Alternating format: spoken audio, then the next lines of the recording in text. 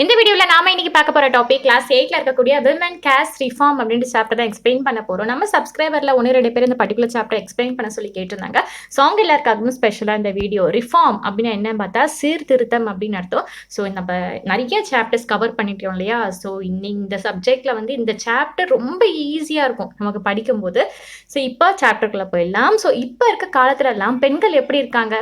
ஒரு middle class family இருக்கக்கூடிய பெண்கள் அவங்க பிடிச்ச மாதிரி ஸ்கூலுக்கு போறாங்க, படிக்கிறதுக்கான உரிமை எல்லாமே கிடைக்குது. ஸோ பசங்க கூட ஒண்ணா சேர்ந்து படிக்கிறாங்க, பிடிச்ச காலேஜ், பிடிச்ச யூனிவர்சிட்டி, பிடிச்ச வேலை, பிடிச்ச பையனை கல்யாணம் பண்றது முதற்கொண்டு எந்த ஒரு கேஸ்டோ கம்யூனிட்டியோ பார்க்காம, இந்த ஜாதி இந்த மதம் அப்படின்றத பார்க்காம பிடிச்ச பையனா இருந்தா கல்யாணம் பண்ணிக்கிற அளவுக்கு வந்து பெண்கள் வந்து முன்னேறி இருக்காங்க. அதுக்கான சொசைட்டியும் இடம் கொடுத்துருக்கு இல்லையா?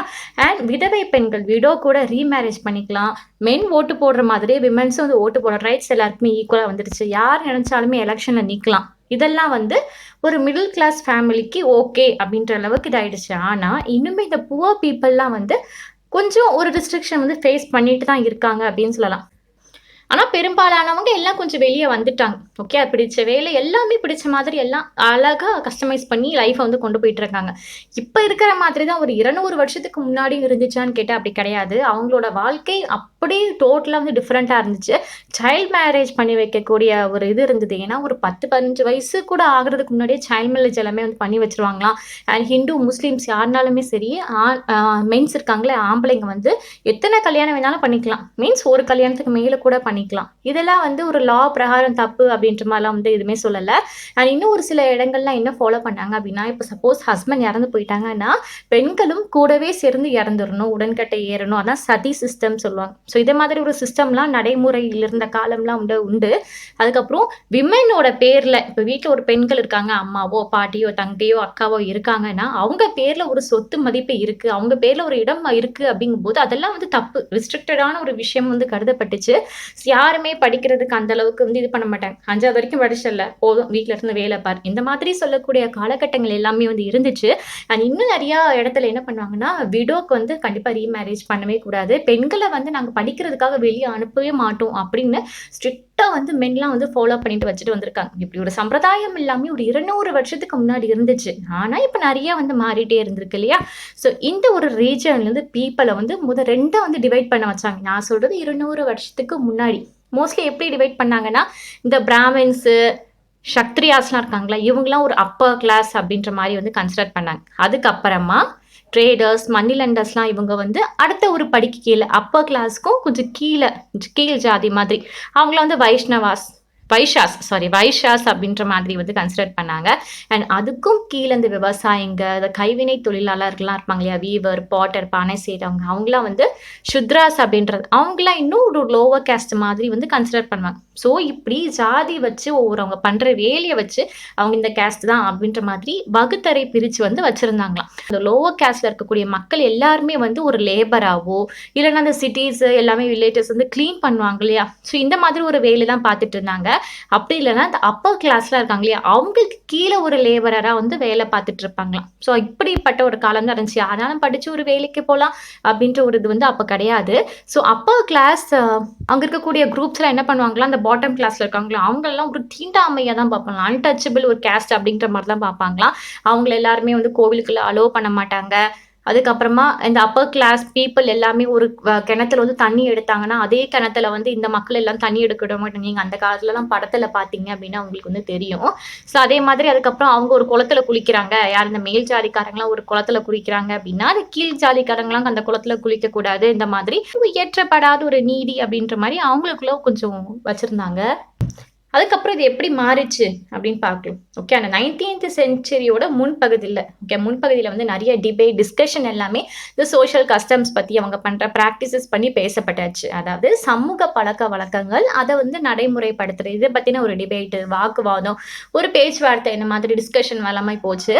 ஸோ எதுக்காக இதை பண்ணாங்க, இம்பார்ட்டன்ட் ரீசன் டிபேட்லாம் நடத்துறதுக்கு ஏன் அப்படின்னா, ஒரு புது ஃபார்ம் ஆஃப் கம்யூனிட்டியை வந்து நம்ம வந்து இது பண்ணணும், மக்களை வந்து மென்படுத்தணும் அப்படின்றதுக்காக. ஏன்னா அப்போ தான் ஃபர்ஸ்ட் டைம் டைம் வந்து புக்ஸு, மேகசின், நியூஸ் பேப்பர், இந்த பேம்ப்ளெட்ஸு, பிரிண்ட்டு இது எல்லாமே வந்து கிடைக்க ஆரம்பிச்சது எல்லாருக்குமே. அண்ட் என்னன்னா இது எல்லாமே சீப்பர் ரேட்ல கூட வந்து கிடைக்க ஆரம்பிச்சது. எல்லாருக்கும் அக்சஸபிள். இப்போ ஒரு நினைச்சா டக்குன்னு போய் பக்கத்துல இருக்கக்கூடிய கடைகள்ல போய் நியூஸ் பேப்பர் வாங்கி படிச்சிடலாம். ஸோ இந்த மாதிரி அவங்களுக்கு ஈஸியா கிடைக்கக்கூடியதாகவும் இருந்துச்சு. அண்ட் வாங்கி படிக்கக்கூடிய நிலைமையிலும் கூட அப்போ வந்து இருந்துச்சு. ஸோ அவங்களோட எக்ஸ்பிரஷன் எல்லாமே எழுத்துக்கள் மூலியமா அவங்களோட சொந்த லாங்குவேஜ்ல வந்து நிறைய பேர் வந்து எழுத ஆரம்பிச்சாங்க. ஸோ எந்த மாதிரி கைண்ட் ஆஃப் இஷ்யூஸ்லாம் எழுத ஆரம்பிச்சாங்க அப்படின்னா social issues, political, economic, religion issue இது மாதிரி நிறைய விஷயங்களை பற்றி டிபேட் பண்ணப்பட்டு டிஸ்கஸ் பண்ணப்பட்டுச்சு. நிறைய ஆம்பளைங்க டிஸ்கஸ் பண்ணாங்க. அண்ட் அந்த டைமில் வந்து விமென்ஸுமே கூட அவங்களோட கருத்துக்களை வந்து முன்வைக்கிறதுக்கு வந்து ஆரம்பிச்சாங்களாம். இந்த டிபேட் எல்லாமே யார் ஃபர்ஸ்ட் இனிஷியேட் பண்ணாங்க, யார் ஃபர்ஸ்ட் ஸ்டெப் எடுத்து வச்சாங்க அப்படின்னா இந்தியன் ரிஃபார்மர்ஸ் தான். சீர்திருத்தவாதிகள், இந்தியன் ரிஃபார்மர்ஸ். இதெல்லாம் மாற்றணும் அப்படின்ற ஒரு இதாக வந்தவங்க தான் இந்த ரிஃபார்மர் அப்படிங்கிறது. ஸோ அதுக்கப்புறமா இந்தியன் ரிஃபார்மர்ஸும் அண்ட் ரிஃபார்ம் குரூப்புமே சேர்ந்து இந்த டிபேட்லாம் வந்து இனிஷியேட் பண்ண ஆரம்பிச்சாங்க. அதில் பர்டிகுலராக ஒரு ரிஃபார்மர், ஒரு சீர்திருத்தவாதி யார் அப்படின்னு பார்த்தா ராஜா மோகன் ராய் அப்படிங்கவங்க. ஸோ இவங்க வந்து ஒரு ரிஃபார்ம் வந்து இது பண்ணுறாங்க, ஒன்று ஆரம்பிக்கிறாங்க. அது பேர் வந்து பிரம்மோ சபா அப்படிங்கிறது. ஸோ அதுக்கப்புறமா கொஞ்சம் நாளடைவில் வந்து பிரம்மோ சமாஜ் அப்படின்ற மாதிரி வந்து ஆயிடுச்சு. ஸோ இவரை பொறுத்த வரைக்கும் கண்டிப்பாக சேஞ்சஸ் அப்படிங்கிற நம்ம சொசைட்டியில் கொண்டு வரணும். ஏன்னா மக்களை வந்து வற்புறுத்தியாவது இந்த ஓல்டு ப்ராக்டிசஸ், தப்பான ப்ராக்டிசஸ் எல்லாமே கைவிட்டுருங்க. அதை நம்ம ஃபாலோ பண்ணக்கூடாது. நம்ம நியூ லைஃப்க்கு ஏற்ற மாதிரி அடாப்ட் ஆகிக்கணும் அப்படின்ற மாதிரி கொஞ்சம் வந்து சேஞ்சஸ்லாம் கொண்டு வரணும் அப்படின்னு ரொம்ப பாடுபட்டாராம். ஸோ நம்ம ராஜாராம் மோகன் ராய், ஸோ இவங்க தான் முதல்ல வந்து நம்ம கண்ட்ரிக்கு வந்து வெஸ்டர்ன் எஜுகேஷன் வந்து கொண்டு வந்தாங்க. இவர் நிறைய விஷயம் பண்ணிருக்காரு, பெண்களுக்கு ஃப்ரீடம் வேணும் இந்த மாதிரி சொல்லியிருக்காரு. ஆனால் அதையும் தாண்டி அடுத்த லெவலுக்கு என்னன்னா நிறைய கேம்பெயின்லாம் எடுத்துகிட்டு போனாங்க. எதுக்காக? இந்த சத்தி சிஸ்டம் ப்ராக்டிஸ் பண்ணிட்டு இருக்காங்க இல்லையா, அது தப்பு, கூடாது, கணவன் இழந்த பிறகு ஏன் மனைவியே உடன்கெட்ட ஏறணும் அப்படின்ற மாதிரி அதை எதிர்த்து நிறைய கேம்பெயின்லாம் பண்ண ஆரம்பிக்கிறாங்க. அண்ட் இந்த ஒரு விஷயம் நம்மளோட பிரிட்டிஷ் அஃபிஷியல்ஸ்க்கு ரொம்பவே பிடிச்சி போயிடுது. நம்ம ப்ரீவியஸ் சாப்டர்லேயே வந்து பார்த்துருப்போம். ஸோ இந்த சதீஸ் ப்ராக்டிஸ், இந்த சதி சிஸ்டம் எல்லாமே பிரிட்டிஷ்காரங்களுக்கும் அந்த அளவுக்கு வந்து நோக்கம் அப்படிங்கிறது கிடையாது, பிடிக்கல. ஸோ எப்படியாவது வந்து தடுக்கணும்னு பார்த்தாங்க. ஸோ இவரும் அதே சமயத்தில் வந்து இல்லை இது மாதிரிலாம் பண்ணக்கூடாது, இது தப்பான விஷயம் அப்படின்னு சொல்கிறதுனால இந்த ஒரு பெர்ஸ்பெக்டிவை நம்மளோட பிரிட்டிஷ் அஃபிஷியல் எடுத்துக்கிட்டாங்க. அண்ட் இந்த ஒரு சிஸ்டமை வந்து பேன் பண்ணாங்க. எப்போனா 1829 இந்த சதி சிஸ்டம் வந்து எப்படியோ வந்து பேன் பண்ணிட்டாங்க. அதுக்கப்புறம் இன்னொரு ஃபேமஸான ரிஃபார்மர் இருக்காங்க. யார் அப்படின்னு பார்த்தா ஈஸ்வர சந்திர வித்யாசாகர் அப்படின்றவர். இவர் வந்து என்ன பண்ணாரு சொல்கிறாரு அப்படின்னா அந்த விடோ வந்து ரீமேரேஜ் பண்ணிக்கலாம் அப்படின்ற மாதிரி வந்து கொண்டு வராங்க. ஸோ இவரோட இந்த ஒரு சஜஷனுமே வந்து பிரிட்டிஷ் அஃபிஷியல்ஸ் வந்து ஏற்றுக்கிறாங்க. ஸோ 1856 இதுக்கும் வந்து ஒரு புது சட்டம் கொண்டு வராங்க. இதுமே இந்த சட்டத்துக்கு பிரகாரம் விடோ வந்து ரீமேரேஜ் பண்ணிக்கலாம், இல்லை நீங்கள் பண்ணக்கூடாது அப்படின்னு சொன்னால் அது வந்து சட்டத்துக்கு புறம்பானது அப்படி மாதிரிலாம் வந்து சொல்கிறாங்க. நிறைய பேர் வந்து அப்போஸ் பண்ணாங்க இந்த மாதிரி விஷயத்தை. அது எப்படி ஒரு விதவை பெண் எப்படி இன்னொரு கணவனை போய் தேர்ந்தெடுக்க முடியும் அப்படின்ற மாதிரி. ஸோ யாரெல்லாம் அந்த சட்டத்தை அப்போஸ் பண்ணாங்களோ அவங்க எல்லாமே நம்மளோட வித்யாசாகரும் அப்போஸ் பண்ணாங்க. ஸோ இவங்க வந்து பாய்காட் பண்ணணும் அப்படின்ற மாதிரிலாம் வந்து நிறைய எதிர்ப்புகள் எல்லாமே தெரிவித்தது. அப்படி போயிட்டே இருக்கும்போது இது ஒரு இதில் இருந்து இல்லையா. So second half 19th century என்னாச்சு அப்படின்னா இந்த விடோ ரீமேரேஜ் பற்றின நியூஸ் எல்லா இடத்துலையுமே கண்ட்ரி ஃபுல்லாக வந்து பரவ ஆரம்பிச்சுது.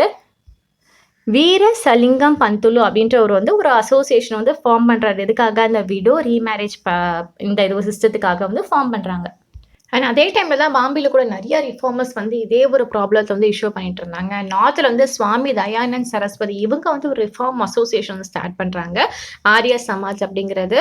அண்ட் இன்னும் கொஞ்சம் சுச்சுவேஷன் வந்து சேஞ்ச் ஆகுது. எல்லா விமென்ஸ் எல்லாமே ரீமேரேஜ் அப்படிங்கிறது பண்ணிக்கிறாங்க, மறுமணம் அப்படிங்கிறது பண்ணுறாங்க. ஆனால் சொசைட்டியால் அது முழுமையாக ஏற்றுக்கப்படல. ஸோ ஒரு சில குரூப்ஸ் வந்து எதிர்ப்பாங்க இல்லையா, ஸோ அவங்க கிட்ட இருந்து ஒரு ஆதரவு, ஒரு சப்போர்ட் அப்படிங்கிறது இந்த ரீமேரேஜ் பண்ணிக்கக்கூடிய ஒரு விமென்ஸ்க்கு வந்து கிடைக்காம தான் இருந்திருக்கு. ஸோ கண்டினியூஸாக அந்த குரூப் வந்து எதிர்க்கிறாங்க, கண்டினியூஸாக இவங்களும் சப்போர்ட் வேணும் அப்படின்ற மாதிரி ட்ரை பண்ணுற மாதிரி தான் இருக்காங்க. சரியா, நம்ம நெக்ஸ்ட் பார்க்குற டாபிக் வந்து girls begin going to school அப்படிங்கிறது. நிறைய ரிஃபார்மர்ஸ் வந்து எஜுகேஷன் வந்து பெண்களுக்கு வேணும், அது வந்து நெசசரி டெவலப்மெண்ட் ஆகிறதுக்கு அப்படின்ற மாதிரி வந்து இது பண்ணாங்க. ஸோ நிறைய பேர் வந்து என்ன பண்ணாங்க, வித்யாசாகர் நம்ம படித்தோம் இல்லையா, ஸோ அவங்களாம் வந்து கல்கத்தாவில் வந்து கேர்ள்ஸ்க்காக அப்படின்ற மாதிரி ஸ்கூல்லாம் வந்து ஸ்டார்ட் பண்ணாங்க. அதுக்கப்புறம் நிறைய இன்னும் ரெஃபார்மர்ஸ் வந்து பெண்களுக்காக அப்படின்னே வந்து ஸ்கூல்ஸ் வந்து கேட்ட ஆரம்பித்தாங்க. அப்புறம் அதாவது இந்த middle time of 19th century தான் ஃபர்ஸ்ட் ஸ்கூல் வந்து ஓப்பன் ஆச்சு அப்படின்னு சொல்லலாம். நிறைய பீப்புள் வந்து பயந்தாங்களாம்.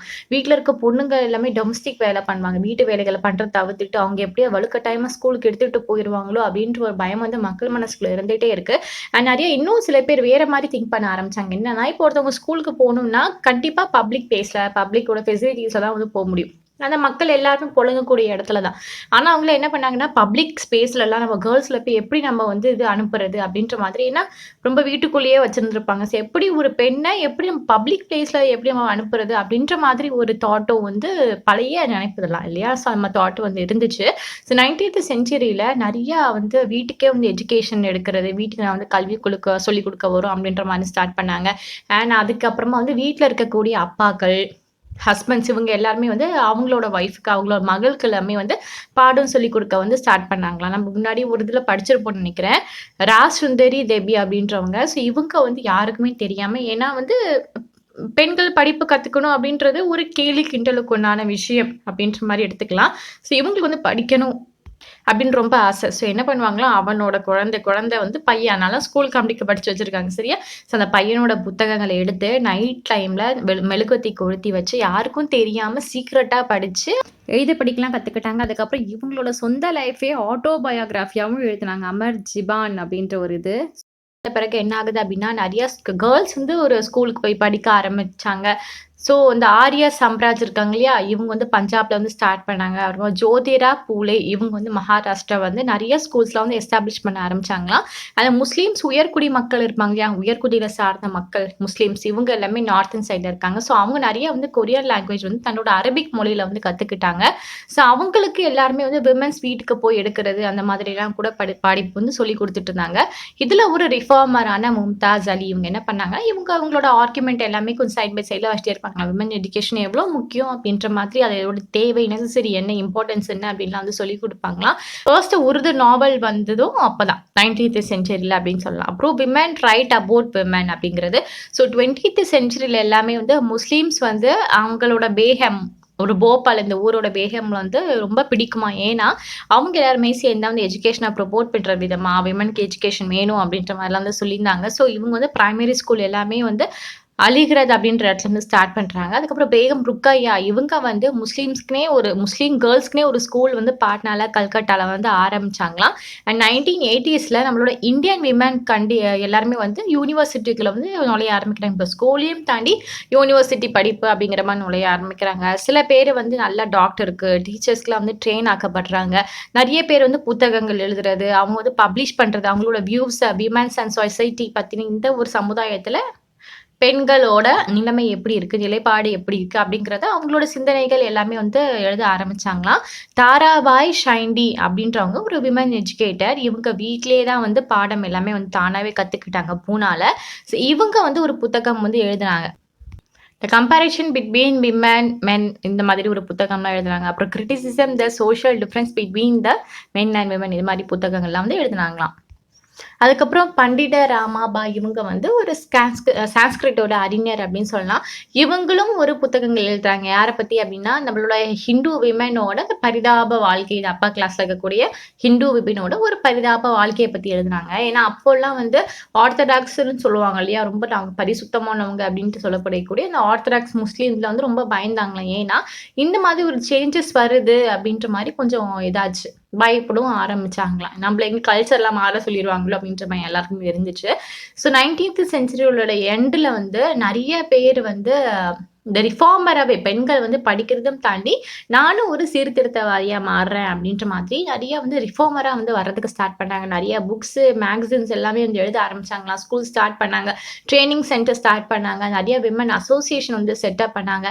அண்ட் 20th செஞ்சுரிலேருந்தே அவங்க வந்து ஒரு பொலிட்டிக்கல் ப்ரெஷர் வந்து குடுக்க ஆரம்பிச்சுட்டாங்களாம். ஒரு ஃபீமேலுக்குன்னு ஒரு தனியா லா வேணும் அப்படின்ற மாதிரி, எங்களுக்கு ஒரு ரைட் டு வோட் வேணும். எங்களுக்கு ஒரு பெட்டர் ஹெல்த் கேர் வேணும். அண்ட் எஜுகேஷன் ஃபார் விமன் வேணும் அப்படின்ற மாதிரி நெறைய பேர் வந்து நேஷனலிஸ்ட் அண்ட் சோஷியலிஸ்டிக் மூவ்மெண்ட் எல்லாமே வந்து கலந்துக்க ஆரம்பிச்சாங்களாம். 20th செஞ்சுரி வந்து நம்ம ஜவஹர்லால் நேரு, சுபாஷ் சந்திர போஸ் லீடர்ஸ் இருக்காங்களா, இவங்களுமே இந்த ஒரு விஷயத்துக்கு இந்த ஒரு இதுக்கு வந்து சப்போர்ட் பண்ண ஸ்டார்ட் பண்ணாங்க. லா அகெயின்ஸ்ட் சைல்ட் மேரேஜ் 1929ல சைல்ட் மேரேஜ் ரெஸ்ட்ரிக்ஷன் ஆக்ட் வந்து பாஸ் பண்ணப்பட்டது. இதுக்கு நிறைய போராட்டங்கள் எல்லாமே வந்து இருந்திருக்கு. சரியா, படிக்க வேண்டிய விஷயத்துல ஏன் வயசுல எதுக்கு கல்யாணம் பண்ணி வைக்கிறீங்க அப்படின்ற மாதிரி போராட்டம் நடத்தி அதுக்கு எதிர்ப்பு சாரா அதெல்லாம் தெரிவிச்சு ஒரு ரொம்ப பெரிய ஸ்ட்ரகிள்க்கு அப்புறமா இந்த ஒரு ஒரு ரெஸ்ட்ரிக்ஷன் வந்து பாஸ் பண்ணப்படுது. ஸோ இதை பொறுத்த வரைக்குமே ஆண்களுக்கு ஓகே, ஆம்பல் பசங்களுக்கு ஆண்களுக்கு வந்து 18 வயசும் பெண்களுக்கு 16 வயசுக்கும் கீழே கல்யாணம் பண்ணக்கூடாது அப்படின்ற ஒரு இலந்து வச்சிருந்தாங்க. ஆனா இப்போ இந்த டிஸ்ட்ரிக்ட் இன்னும் கொஞ்சம் அதிகப்படுத்தப்பட்டிருக்கு. ஆண்களுக்கு வந்து 27 வயசு, பெண்களுக்கு வந்து 18 வயசு. ஸோ இது மீறி நம்ம வந்து குழந்தை திருமணம் பண்ணக்கூடாது. நெக்ஸ்ட் பார்க்க போற டாபிக் வந்து கேஸ்ட் அண்ட் சோஷியல் ரிஃபார்ம் அப்படிங்கிறது. ஒரு சில சோஷியல் ரிஃபார்மர்ஸ் எல்லாமே இந்த இன்இக்வாலிட்டிஸ் பத்தி கிரிட்டிசைஸ் பண்ண வந்து ஸ்டார்ட் பண்ணாங்க. ராம் மோகன் ராய் அவங்க வந்து இந்த சாதிய விமர்சிக்கும் ஒரு பழைய அந்த புத்திஸ்ட் புக் ஒன்று இருக்கும் நூல், இதை வந்து மொழிபெயர்ப்பு பண்ணாரு.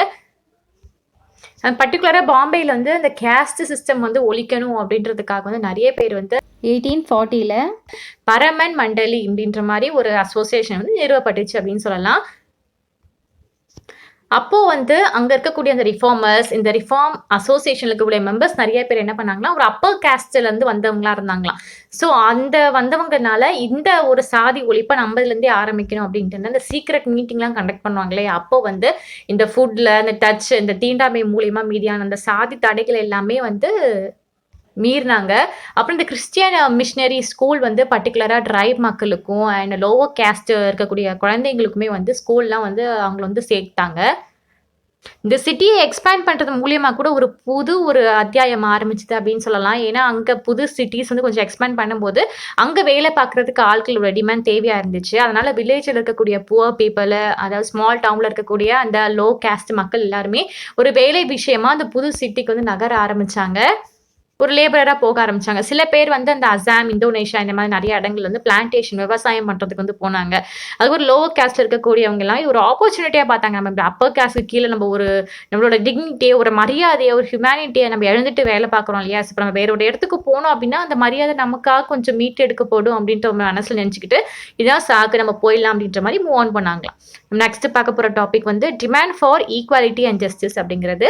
இந்த செகண்ட் ஆஃப் 19th செஞ்சுரியில் பீப்புள் எல்லாமே இந்த நான் பிராமின் கேஸ்ட்லாம் இருப்பாங்க இல்லையா, பிராமினை தவிர்த்து மற்ற கேஸ்ட், ஸோ இவங்க எல்லாமே ஒரு ஆர்கனைசேஷன், ஒரு மூவ்மெண்ட் ஒன்று வந்து நடத்துகிறாங்க, இயக்கம் ஒன்று வந்து கண்டக்ட் பண்ணுறாங்க. எதுக்காக? For against the caste discrimination வந்து எதிர்த்து. ஸோ இங்கே என்ன டிமாண்ட் வச்சாங்க அப்படின்னா சோஷியல் ஈக்குவாலிட்டி அண்ட் ஜஸ்டிஸ் அப்படிங்கிறது தான் டிமாண்ட் வச்சாங்க. சட்னமி மூவ்மெண்ட் இது வந்து சென்ட்ரல் இந்தியாவில் நடந்துச்சு. இதை வந்து நிறுவனது யார் அப்படின்னு பார்த்தா ஹாசிடாஸ் அப்படிங்கிறது. இந்த இயக்கம் எதை பொறுத்து இருந்தது அப்படின்னா இந்த லெதர் ஒர்க்கர்ஸ்க்காக வந்து இருந்துச்சு. அவங்களோட சோஷியல் ஸ்டேட்டஸ் வந்து இம்ப்ரூவ் பண்ணணும் அப்படின்றதுக்காக தான் இது.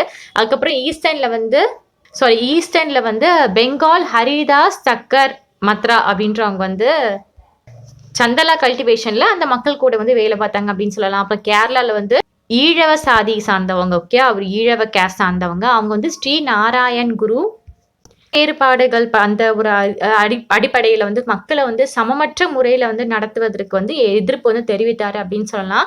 இந்த செக்டார்ஸில் இருக்கவங்க எல்லாருமே வந்து நான் பிராமின் காஸ்ட் சேர்ந்தவங்க தான். ஸோ அதனால நிறுவப்பட்டது தான், லீடர்ஸ்க்காக நிறுவப்பட்டது. இப்போ இந்த லோவர் கேஸ்ட்லேயே ஒருத்தர் இருக்கார் நம்மளோட ரிஃபார்மரான யார் அப்படின்னு பார்த்தா ஜோதிராவ் பூலே அப்படின்றது. ஸோ இவர் வந்து எப்போ பிறந்தார் அப்படின்னா 1827 பிறந்தாரு. இவர் வந்து இந்த கிறிஸ்டியன் மிஷினரி ஸ்கூலில் தான் வந்து படித்தார். இவரோட ஒரு தாக்குதல் யார் நோக்கி இருந்துச்சுன்னா பிராமின்ஸை நோக்கி இருந்துச்சு. அவங்க என்ன கிளைம் பண்ணாங்க அப்படின்னா நம்ம பிராமின்ஸ் இவங்க வந்து ஒரு சுப்பீரியராக எல்லாருக்குமே வந்து இது பண்ணுறாங்க, எல்லாருமே வந்து அடிமை மாதிரி வந்து நடத்துகிறாங்க. ஸோ இவங்க வந்து ஆரியன் இனத்தை சேர்ந்தவங்க அப்படின்ட்டுன்னு. ஸோ பூலே மறுபடியும் என்ன சொல்கிறா அப்படிங்கன்னா அவங்க வந்து ஆரியன்ஸ், அவங்களாம் வந்து ஃபாரினர் மாதிரி, இவங்க வந்து ஒரு சப்கான்டினென்ட்லேருந்து வந்திருக்காங்க, இவங்க நம்ம வந்து அடிச்சே ஆகணும், இவங்க வந்து நம்மளோட குழந்தைங்களை வந்து அடிப்பண்ணை வைக்கிறாங்க கேஸ்ட் பேரை சொல்லி அப்படின்ட்டு இந்த பிராமின்ஸ் அந்த கேஸ்ட் மேலே ரொம்ப தாக்குதலை வந்து இது பண்ணுறாரு. இவரை பொறுத்த வரைக்கும் என்ன சொல்கிறாரு அப்படின்னா அந்த அப்பர் கேஸ்ட்டில் இருக்கிறவங்களுக்குலாம் உரிமையே கிடையாது எது மேலே, ஒரு லேண்ட் மேலேயும் பவர் மேலேயும். ஏன்னா ரியாலிட்டியான இடத்துல இந்த லேண்ட் எல்லாமே ஒரு இண்டிஜினியஸ் பீப்புள், அதாவது பழங்குடியினருக்கு வந்து சார்ந்தது தான். பட் அவங்களோட அந்த இயலாமையை வந்து இது பண்ணிட்டு இவங்க லேண்ட் எல்லாமே எடுத்துக்கிட்டு நம்மள வந்து அடிப்பணியை வைக்கிறாங்க. ஸோ இது எல்லாமே வந்து இந்த பழங்குடியினரோடது, அதாவது அவங்க சொல்ற லோவர் கேஸ்ட் பீப்புளோட லேண்டை தான் அவங்க வச்சிருக்காங்க அப்படின்ற மாதிரி நம்மளோட ஜோதிராவ் பூலே வந்து ஆர்கியூ பண்றாரு. ஸோ மறுபடியும் என்ன கிளைம் பண்றாங்க அப்படின்னா இந்த ஆரியன் ரூல் சொல்றது இல்லையா, இது வந்து எதிர்க்கணும். அப்புறம் இந்த கோல்டன் ஏஜ் காலம் எல்லாமே இருந்தது, அந்த வாரியரான விவசாயிங்க வந்து உழுது தன்னோட லேண்டை வந்து இந்த மராத்தா கண்ட்ரி சைடில் வச்சிருந்தாங்க அப்படின்ற மாதிரி. ஷுத்ராஸ் இந்த லேபரிங் கேஸ்ட், அதுக்கப்புறம் ஆன்டி ஷுத்ராஸ் அதாவது அன்டச்சபிள் கேஸ்ட், இவங்க எல்லாருமே வந்து ஒன்றுக்கு சேரணும், ஒன்று சேர்ந்து அவங்களுமே சேலஞ்ச் பண்ணணும். எதுக்காக? கேஸ்ட் டிஸ்கிரிமினேஷனுக்காக வந்து சேலஞ்ச் பண்ணணும் அப்படின்ட்டு நம்மளோட பூலே வந்து சொல்லியிருந்தாரு. இவர் வந்து ஒரு அசோசியேஷன் ஃபார்ம் பண்ணுறாங்க. அது என்னன்னா சத்ய சோதாக் சமாஜ் அப்படிங்கிறது. இது எதுக்காகன்னா அந்த கேஸ்ட் ஈக்வாலிட்டி வந்து பிரச்சாரம் பண்றதுக்காக. அண்ட் இந்த இயர் ஆஃப் 1873ல இவர் ஒரு புக் ஒன்று எழுதுறாரு. என்னன்னா குலாமிகிரி அப்படிங்கிறது. அப்படி மீனிங் என்னன்னா ஸ்லேவரி அப்படின்னு அர்த்தம். இந்த புக்கை எழுதிட்டு ஒரு இங்கிலீஷ்காரங்களுக்கு வந்து டெடிகேட் பண்றாங்க. ஏன்னா அவங்க தான் நம்மளோட அடிமை தடத்துல இருந்து விடுவிச்சாங்க, போராடினாங்க. இந்தியாவில் இருக்கக்கூடிய அந்த கீழ் சாதியை எதிர்த்தும், அமெரிக்காவில் வந்து பிளாக் ஸ்லேவ்ஸ் இருப்பாங்க இல்லையா, அவங்களை எதிர்த்தும் அமெரிக்காரங்க போறதுனால இந்த புக்கை எழுதி அவங்களுக்கு வந்து சமர்ப்பணம் பண்றேன் அப்படின்ற மாதிரி சொல்றாங்க. இந்த ஒரு கேஸ்ட் எதிர்ப்பு போராட்டம் இருக்கு இல்லையா, அது கண்டினியூஸாக 19th செஞ்சுரி 20th செஞ்சுரி வரைக்குமே இழுத்துட்டு போச்சு. ஸோ இது இவங்களுக்கு அப்புறமா அந்த தலித் லீடரான அம்பேத்கர் அவர்கள், அப்புறம் ஈவே ராமசாமி அவர்கள், நாயக்கர் இவங்கெல்லாம் சவுத்துலையும், அம்பேத்கர் அவர்கள் வந்து வெஸ்டர்ன் இந்தியாவும் கவர் பண்ணாங்க இந்த டிஸ்கிரிமினேஷன் வந்து எதிர்த்து. ஸோ இந்த ரிஃபார்ம் வந்து அப்படியே கண்டினியூ ஆச்சு அப்படின்னு சொல்லலாம். இப்போ வந்து அம்பேத்கரை பற்றி இன்னொரு இது பார்த்துட்டு வந்துடலாம். ஸோ இவர் வந்து மஹர் ஃபேமிலி வந்து சேர்ந்ததான் இருக்காங்க. இவர் வந்து ஒரு தலித் பீப்புள் தான், சரியா? ஸோ இவரோட சைல்ட்ஹுட்ல இவரோட எக்ஸ்பீரியன்ஸ்ல டெய்லி எவ்ரிடே உங்க ஸ்கூல்ல வந்து ரொம்ப பாதிப்புக்குள்ளா இருக்கு. கேஸ்ட் மூலியமா நிறைய வந்து மனசு வந்து புண்படுற மாதிரி நடந்திருக்கான். ஏன்னா இவர் இந்த ஃபோர்ஸ்ஃபுல்லா கிளாஸுக்கு வெளியே கீழே தான் உட்காரணும் அப்படின்ற மாதிரிலாம் சொல்லிடுவாங்களாம். அதுக்கப்புறம் இந்த அப்பர் கிளாஸ் ஸ்டூடெண்ட்ஸ் எல்லாம் வந்து டேப்ல வாட்டர் குடிப்பாங்க இல்லையா, ஸோ அங்கெல்லாம் போயிட்டு நீங்க குடிக்கக்கூடாது, இந்த மாதிரி ஒரு கிளாஸ் டிஸ்கிரிமினேஷன்லாம் அந்த இடத்துல இருந்திருக்கு. அப்பவே சின்ன வயசுலேயே ரொம்ப பாதிக்கப்பட்டு இது எப்படியா நம்ம மாற்றணும் அப்படின்ற ஒரு இது வந்து நம்ம அம்பேத்கருக்கு இருந்துட்டே இருக்கு. ஸோ ஸ்கூல் முடிச்சதுமே இவருக்கு வந்து யூஎஸ் ஹையர் ஸ்டடீஸ்க்காக யூஎஸ் போக வேண்டியது வந்துருச்சு. ஸோ அங்கே போறாரு. மறுபடியும் இந்தியாவுக்கு வந்து 1919 தான் வந்து ரிட்டர்ன் ஆகுறாரு. ஸோ வந்து கொஞ்சம் வருஷம் வந்து 1927 கொஞ்சம் வருஷம் கழிச்சு வந்து அவர் வந்து ஒரு என்ட்ரி மூவ்மெண்ட், அதாவது டெம்பிள் என்ட்ரி மூவ்மெண்ட், ஒரு இயக்கம் அப்படின்றது வந்து ஸ்டார்ட் பண்றது எதுக்காக அப்படின்னா, இந்த எல்லாருமே கோயிலுக்குள்ள போகலாம், இவங்க இந்த சாதி மக்கள் தான் போகணும், இந்த சாதி மக்கள் போகக்கூடாது, நுழையக்கூடாது அப்படின்ற மாதிரிலாம் இருக்கக்கூடாது அப்படின்ட்டுன்னு டெம்பிள் என்ட்ரி மூவ்மெண்ட் இயக்கம் வந்து ஸ்டார்ட் பண்றாங்க.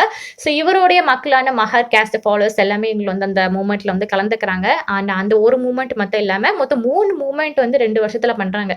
1927 அண்ட் 1933ல 3மே இந்த ஒரு பர்பஸ்க்காக தான். இது எல்லாமே சரியா, கோயிலுக்குள்ள எல்லா சாதி இனத்தவரும் நுழையலாம் அப்படின்ற மாதிரி. ஸோ நம்ம நெக்ஸ்ட் பார்க்க போகிற டாபிக் வந்து த நான் பிராமின் மூவ்மெண்ட் அப்படிங்கிறது. இன் இயர்லி 20th செஞ்சுரியிலே நான் பிராமின் மூவ்மெண்ட் அப்படின்ற இயக்கம் வந்து ஸ்டார்ட் ஆயிடுச்சு அப்படின்னு சொல்லலாம். அதை வந்து ஈவே பெரியசாமி நாயக்கர் அதை வந்து வழி நடத்தினாங்க. ஸோ இது எதுக்காக மெயினாக இது அப்படின்னு பார்த்தா, இந்த பிராமின்ஸ் எல்லாம் என்ன சொன்னாங்க அப்படின்னா, அவங்க ஆர்கியூ பண்ண ஆரம்பிச்சாங்க. அவங்க வந்து ஆரியன் நாட்டை நார்த்தன் சைட்லேருந்து வந்துட்டு நம்ம இந்த சவுத்தன் சைடில் இருக்கக்கூடிய அந்த பழங்குடி டிராவிடர் அந்த மக்களோட ஆண்டுட்டு இருந்த நிலத்தை எல்லாமே அவங்க வந்து கைப்பற்றிட்டாங்க அப்படின்ற மாதிரி. ஸோ இப்போ ஈவே ராமசாமி அவர்கள், அவங்கள பற்றின ஒரு சின்ன இது இன்ட்ரோ வந்து பார்த்துட்டு வந்துடலாம். ஈவே ராமசாமி நாயக்கர் இல்லைன்னா பெரியார் அப்படின்னு கூப்பிடுவாங்க. இவர் வந்து ஒரு சின்ன மிடில் கிளாஸ் வந்து ஃபேமிலியிலேருந்து வந்தவர் தான். ஸோ இவர் வந்து சான்ஸ்கிரிட் வந்து படிச்சிருக்காங்க. அதுக்கப்புறமா காங்கிரஸ்ல வந்து ஒரு மெம்பராகவும் வந்து இருந்திருக்காங்க. இவர் ரொம்ப பிலீவ் பண்றாரு என்ன அப்படின்னா, இந்த அன்டச்சபிள் எல்லாமே இந்த நாட்டில் வந்து இருக்கக்கூடாது, இந்த ஒரு சோஷியல் ஈக்குவாலிட்டி அப்படிங்கிறது எல்லாருக்கிட்டையும் பொதுவாக வரணும் அப்படிங்கிறது. ஸோ பெரியார் வந்து அந்த இந்து மத நூல்களை வந்து வெளிப்படையாக நம்ம வந்து பண்ணுவாங்களாம். அது எஸ்பெஷலாக எதை பற்றி எந்த ஒரு புத்தகங்கள்லாம் பற்றி பண்ணாரு அப்படின்னா, the codes of Manu, ancient lawgiver, Bhagavad Gita, Ramayanam, so இந்த மாதிரி ஒரு ஃபேமஸான புக்ஸ் நிறைய இடத்த வந்து கிரிட்டிசைஸ் வந்து பண்ணியிருக்காரு அப்படின்னு சொல்லலாம். ஸோ என்னதான் இவ்வளோ பெரிய தலைவர்கள் வந்து போனி இருந்தாலும் டிபேட்ஸ் அண்ட் ஸ்ட்ரகிள்ஸ் இந்த கேஸ்ட்டுக்கு மீறி இன்னும் கண்டினியூ ஆகிட்டே தான் இன்னும் இருக்குது. இந்த கொலானியல் ரூட் எல்லாமே பீரியட் ஓவர் ஆயிடுச்சு. அதாவது நம்ம வெள்ளைக்காரங்க வந்து நம்ம நாட்டை ஆட்சி செஞ்சு இந்த ஒரு பீரியட் க்ளோஸ் ஆயிட்டு. ஆனால் இன்னுமே இந்த மத சண்டை, ஜாதி சண்டை, இதுக்கு உண்டான கலவரங்கள் வந்து இன்னும் கண்டினியூ ஆகிட்டு தான் இருந்திருக்கு. ஸோ இது இன்னுமே வந்து வருத்தப்படக்கூடிய ஒரு விஷயம் தான் இல்லையா. இன்னும் நம்ம நியூஸ் சேனலை திறந்தால் இது மாதிரி நியூஸஸ்லாம் ஒன் டேக்கு ஒரு நியூஸ் கண்டிப்பாக வரதான் செய்யுது. ஸோ இந்த காலங்கள்லாம் மாறதுக்கு இன்னும் டைம் எடுக்கும்.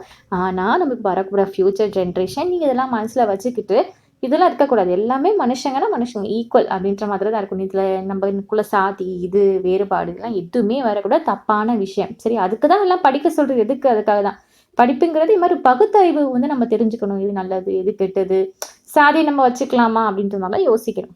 இருக்கட்டும், அது ஒரு பக்கம் இருக்கட்டும். இருந்தாலும் கொஞ்சம் மனுஷங்க அப்படின் போது கொஞ்சம் ஈக்குவலாக ட்ரீட் பண்ணுறக்கூடிய ஒரு காலம் இன்னுமே வரணும். சரியா? ஸோ இதோட வீடியோ முடிஞ்சுது. ஸோ இப்போ நம்ம காமிக்கிறது எல்லாமே வந்து இந்தியன் ரிஃபார்மர்ஸ், சீர்திருத்தவாதிகள் அப்படின்னு சொல்லலாம். சரியா? ஸோ இதோட வீடியோ முடிஞ்சுது. உங்களுக்கு இந்த சாப்டர் வந்து பிடிச்சது அப்படின்னா வீடியோக்கு ஒரு லைக்கை போட்டுட்டு உங்கள் ஃப்ரெண்ட்ஸோட வாட்ஸ்அப் குரூப் எல்லாமே ஷேர் பண்ணியிருந்தீங்க. அண்ட் வெரி சாரி, வீடியோ வந்து கொஞ்சம் டிலே ஆகுது அப்படின்ற மாதிரி நிறைய பேர் சொல்கிறீங்க.